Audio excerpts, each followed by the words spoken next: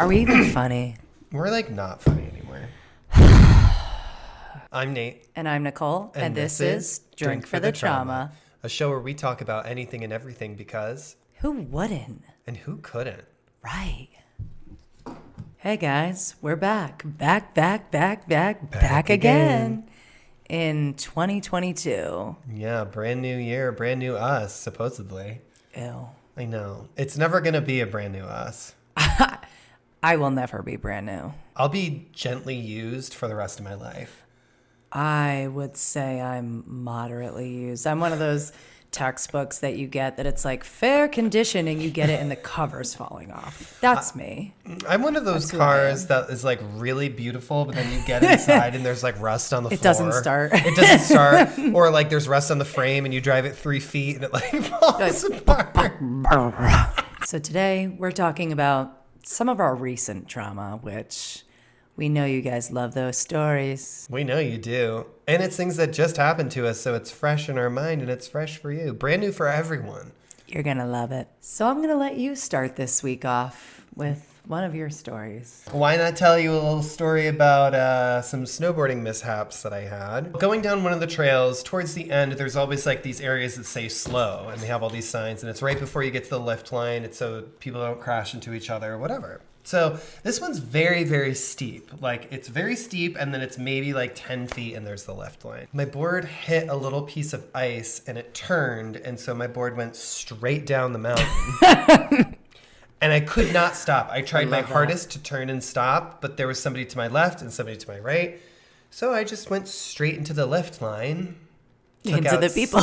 6 people. Took out 6 people. Took out one of the fences.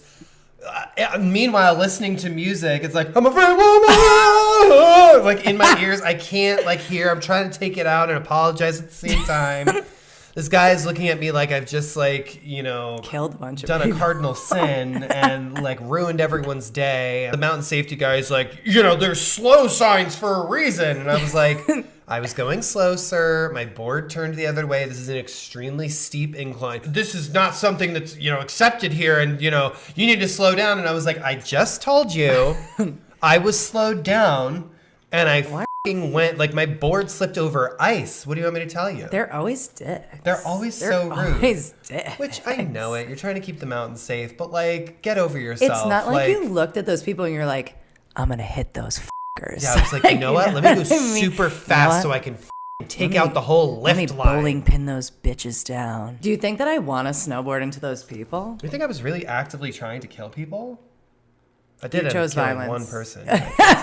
You chose violence that day. I chose violence that day. Well, while you were snowboarding, I was working. I'm so sorry about it. And, my life is just one long shift at the hospital, I feel like. It really is. Not only is work stressful because we have like 1.5 nurses on the floor at all times, but just the situations themselves. For example, while you're snowboarding, I am about to deliver a patient. Let me paint the scene for you first. I walk into the room. This woman is very uncomfortable, about to have a baby. The doctor comes in and is like, okay, she's fully dilated, so let's start pushing. We do one push. And while this woman does one push, her baby's like, bye, see you never. And the heart rate tanks. No. This woman is at least 300 pounds. While she's pushing, it's like a soft serve lever of shit was just pulled down and broken in that position.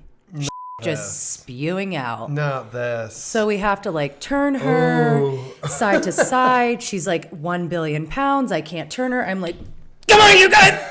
I'm turning her. There's shit all over my body. There's shit all over my coworker's body. There's shit all over this woman. It's up her back. She's on her hands and knees. The baby is still tanking, by the way. The baby's like, yeah, f this. I'm out. Baby did not want to come out. There was shit everywhere. That baby didn't need that. When the baby came out, there was shit all over the baby. No. Yeah, there was. Her shit was all over the baby, all over me, all over the room, everywhere. It was just shit all over the place. So to make this worse, she starts bleeding. No. And we decide to give this woman a medication called Hemabate.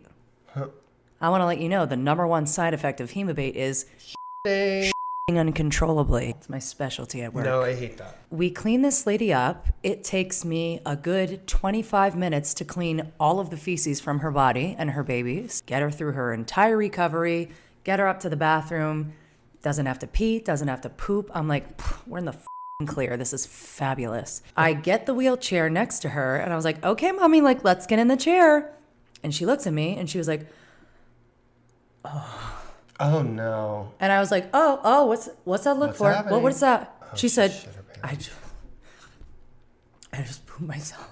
Oh my God. And I was like, oh, okay.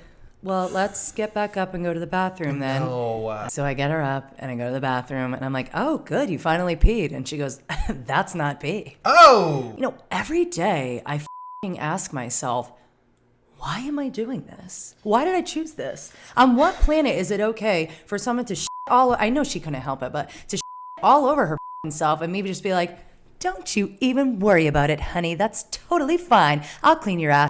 Who wakes up every day and is like, you know what I'd love to do? Have all over my body, someone else's No. all over my body, and then bring a baby back to life. You know what I want to do? You know what I want to do? My original game plan of being a cruise ship singer. You know, I could have been living my life right now on a boat somewhere being like, I'm a free woman. You know, I could have just been doing my thing on a boat somewhere. And instead, I choose to do this. All of this happens. It's a terrible delivery. It was a hot mess from beginning to end. And I'm like, you know what? I'm going to eat that ice cream that I brought. Oh, you brought ice cream? I did, because for nights like this, after that's done, I'm like, wow, I want to kill myself. Maybe ice cream will make it better. At the beginning of the shift, I was like, hey, everybody, I brought ice cream for us tonight, so hopefully it'll be a good night.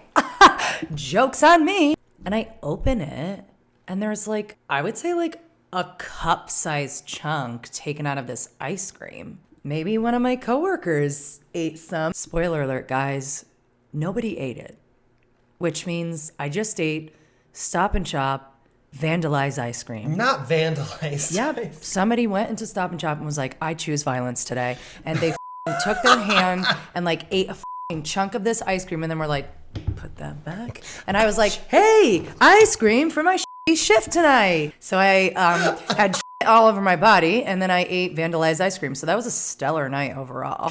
Damn it. Speaking of shitty stories, because that's a story. My most memorable story that I've ever had with Kevin was when I was living in Manhattan. I signed up to go see this very expensive vet. We are in one of kind of like his routine checkup meetings where we're talking about his allergies and what we can do. I was like, you know, when we're like laying down on the couch or sometimes in bed, I'll wake up and it just kind of smells like a fish market. So he's like, oh, he needs to have his anal glands expressed. And I'm like, yeah.